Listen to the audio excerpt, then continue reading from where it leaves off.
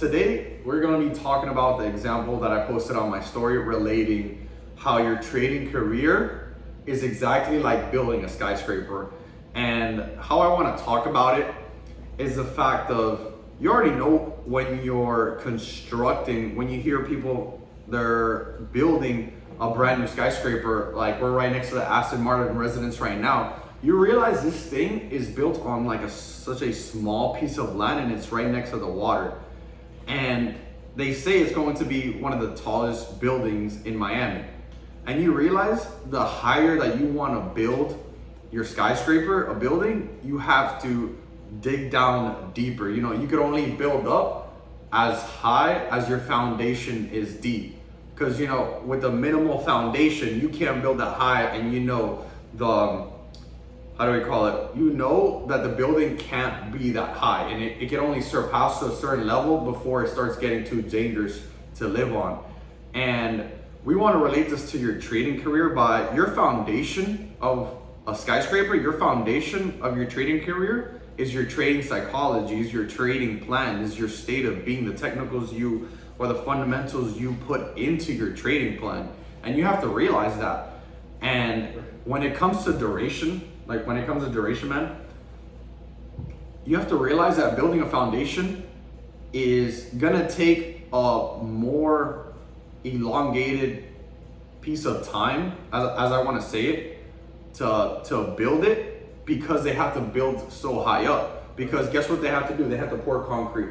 They have to tell the workers where to pour the concrete. The architects literally have to know exactly where the concrete has to be poured and how much and how little, you know, all the duration of all of that, bro.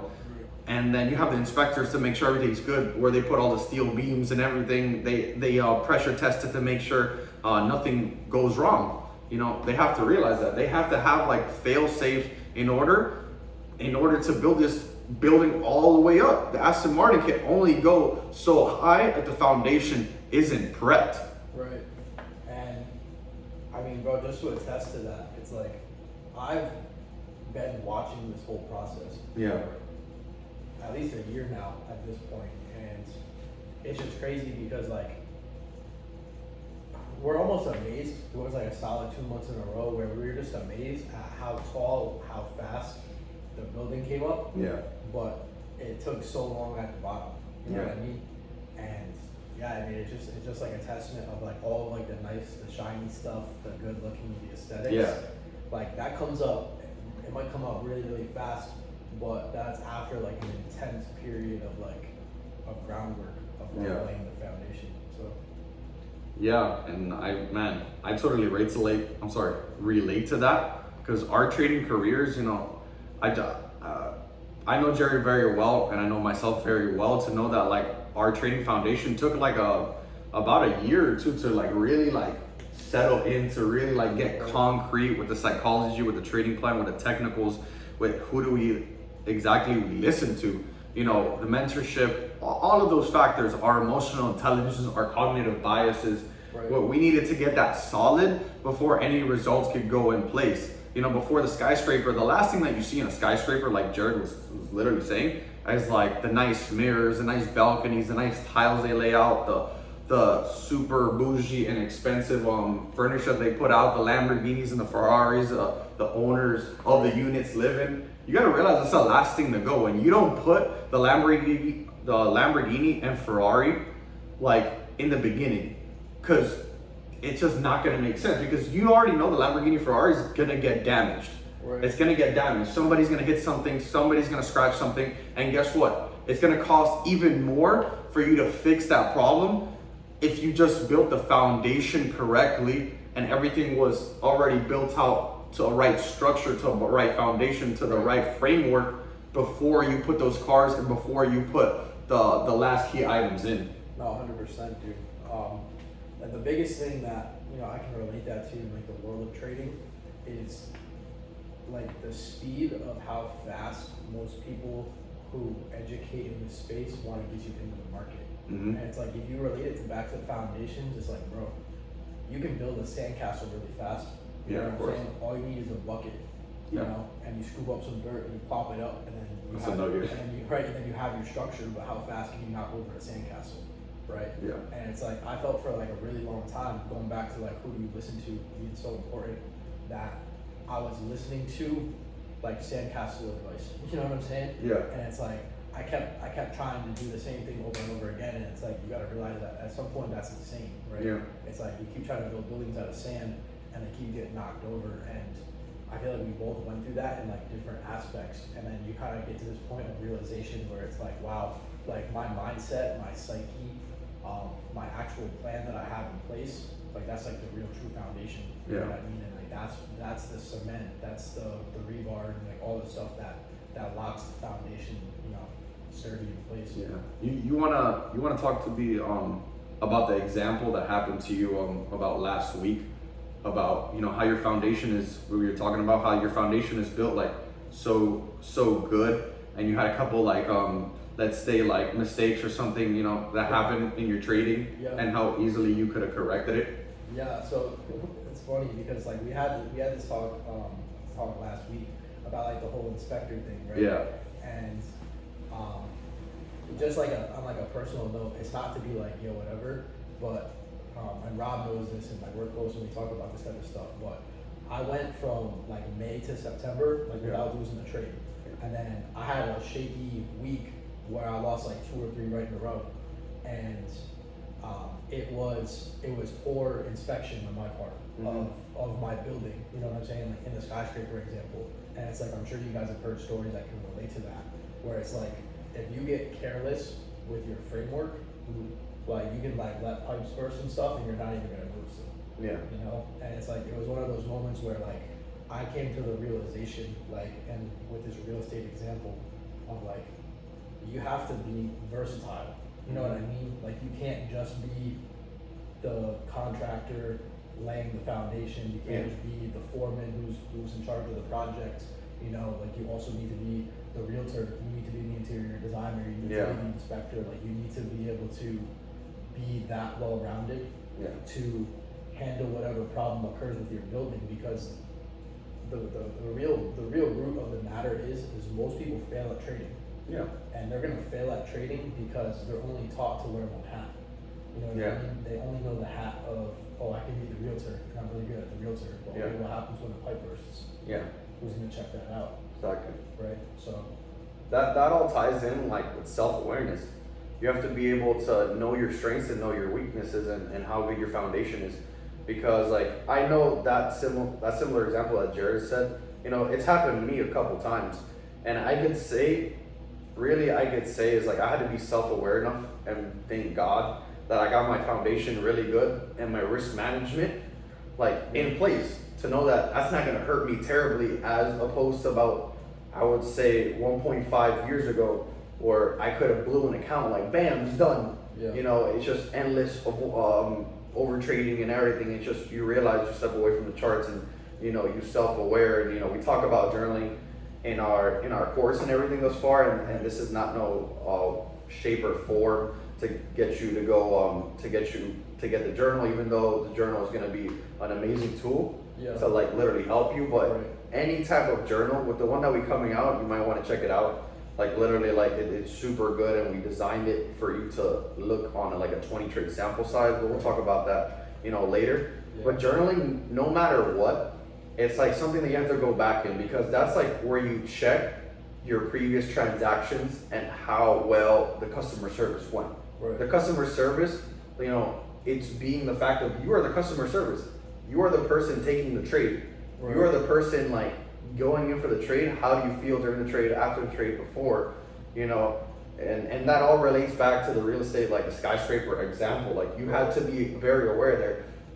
You were the construction worker creating the building, you know, constructing the building, and then you also have to be the inspector throughout the whole process as well, to make sure everything is good. And when things happen, you know, when you're building a high level, when you want to strive to build a high level of success, from what I've seen from other individuals, from our experiences, you tend to realize that, like Jared said, you have to wear multiple hats and be very self-aware. Like you have to know all these aspects when coming in. When there's a challenge, you have to be the inspector. You have to be the person that takes full accountability.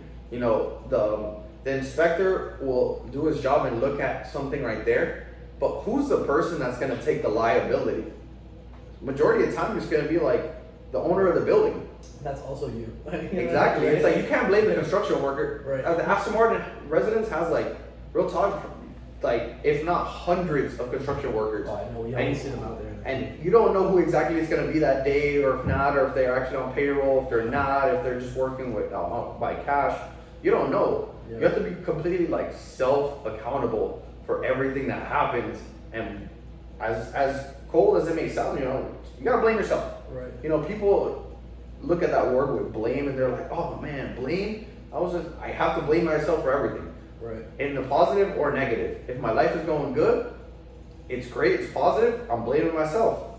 If there's something negative going on, I'm blaming myself. Like, we create our realities, and you know that. Like, we're creating skyscrapers, we're creating our trading plans and our whole foundation. Dude, and like it's so funny, like the whole ownership thing that you're talking about, like taking accountability and just taking ownership for like your actions. Like, it's so funny, like, and you know this about me, but I learned that discipline from Russ. Yeah. Where it's like he wears those hats. You know what I'm saying? Like he records the music, he writes the music, he produces, he mixes it, he masters the music.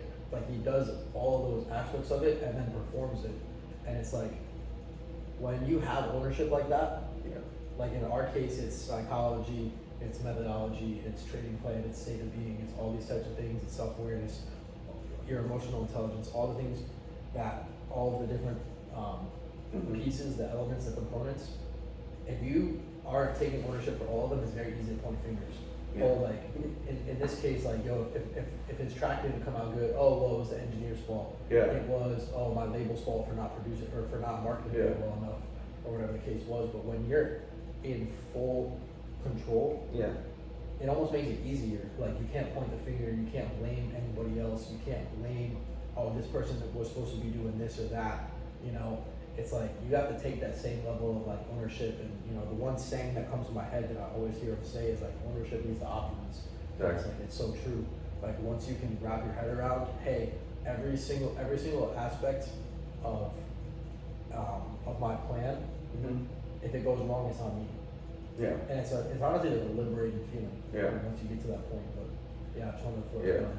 I agree with that, man. And to like wrap everything up, I wanted to, I don't know if I mentioned this earlier, but the world's tallest building is the Burj Khalifa in Dubai. It took about, I believe I mentioned earlier, but all in all, it took about 5 years to build that building. Yeah. I personally was in Dubai, I believe maybe 5 or 6 months ago, or maybe earlier.